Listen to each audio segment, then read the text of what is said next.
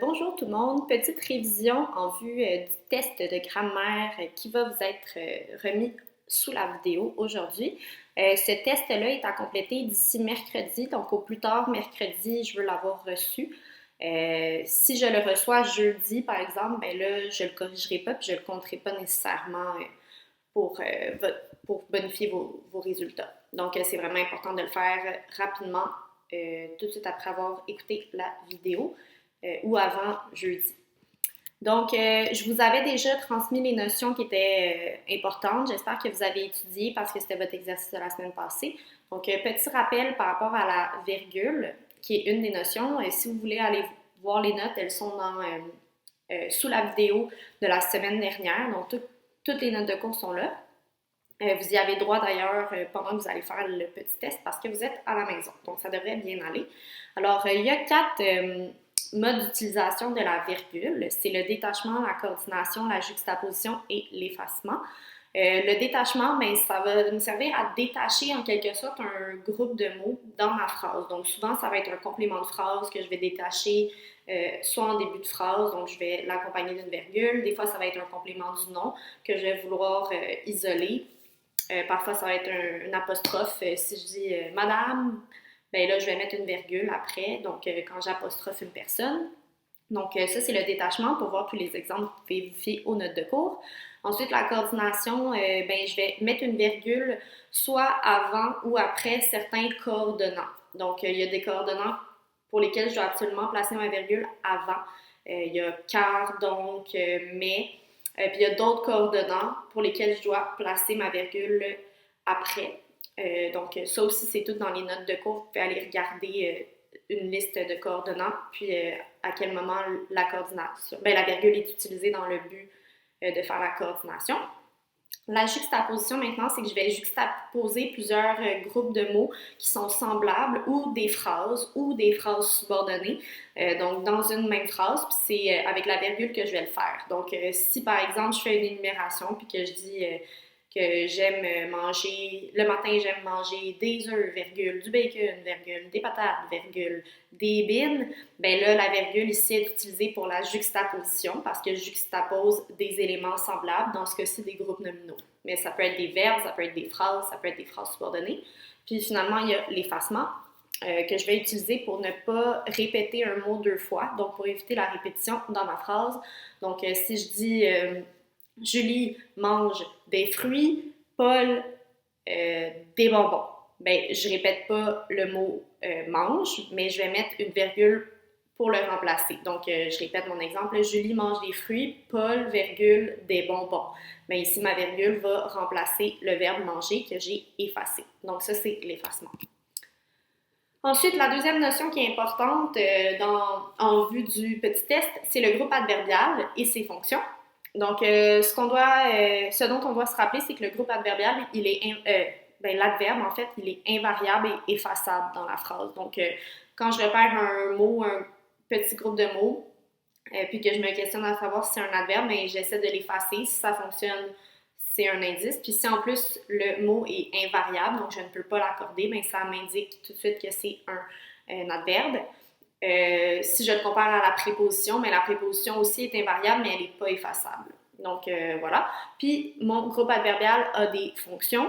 Celle que vous devez retenir, c'est modificateur du verbe, modificateur de l'adjectif, modificateur de l'adverbe, organisateur textuel et marque de point de vue, qui n'est pas dans vos notes de cours.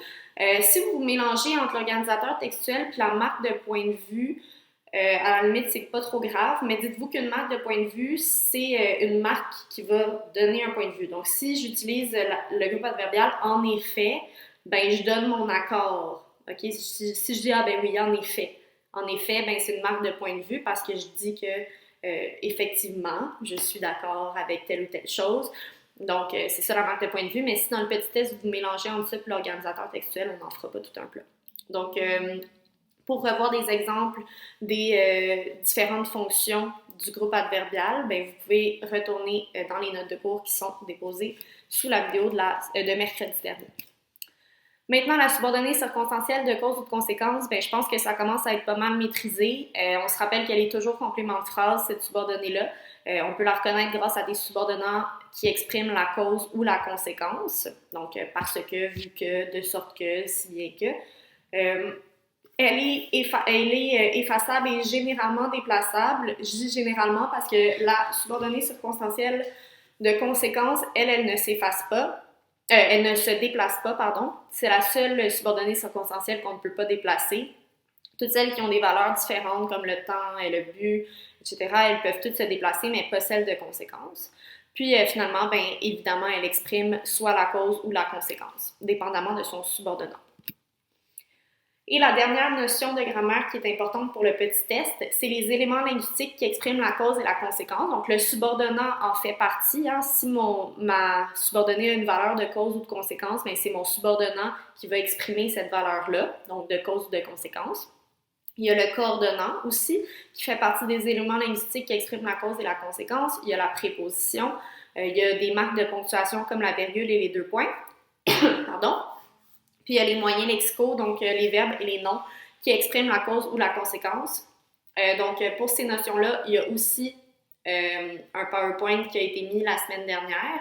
Puis dans vos notes de cours, vous avez un gros tableau, il me semble que c'est à la page 8, qui contient là toutes les éléments linguistiques avec des exemples pour la cause et la conséquence. Donc pour ces éléments-là, c'est important de savoir les distinguer. Donc faire la distinction entre un subordonnat et un coordonnant, par exemple.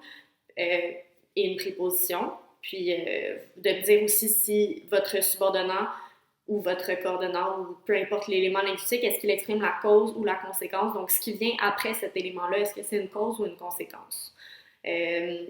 Sauf pour les moyens lexicaux, c'est même chose pour les moyens lexicaux, des fois ça peut être mélangeant parce que je vais avoir le verbe causer, si je dis que le pollen cause des allergies, ben même si mon verbe c'est causer, ben des allergies c'est la conséquence. OK? Donc le verbe causer, qui est mon moyen lexical, il ne va pas exprimer la cause, il va exprimer la conséquence, même s'il y a le mot cause dedans. Donc faites attention avec ça. C'est tout pour les notions de grammaire essentielles pour le petit test. Donc c'est la grammaire du texte explicatif, c'est les notions qui sont vraiment propres à ce type de texte-là. Pour votre petit test, vous allez voir, il y a un texte à lire.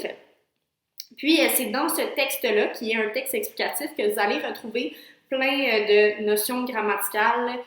Donc, vous allez avoir des questions là, par rapport à des éléments que vous allez retrouver dans le texte. Donc, ça va être important de vous référer à ce texte-là. Puis, n'oubliez pas que vous avez droit à vos notes. Donc, prenez votre temps, faites-le comme il faut. Puis, c'est ça. Si jamais vous avez des questions pendant que vous faites l'examen, sauf si c'est mercredi vers minuit, là, je vous répondrai pas, mais si c'est lundi ou mardi, peu importe, vous m'écrivez un petit courriel, puis je vais pouvoir vous guider. Donc, bonne chance avec ça, prenez bien votre temps, puis vous m'envoyez ça sur Showbie.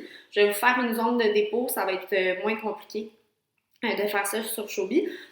En passant, le groupe 361, vous allez avoir une vidéo qui va vous être envoyée. Je vais vous envoyer un courriel aussi par rapport au bénévolat. Okay? Donc, seulement le groupe 361 parce que c'est le groupe dont je suis l'encadreur PEI. Donc, soyez à l'affût, vous allez recevoir ça très, très bientôt.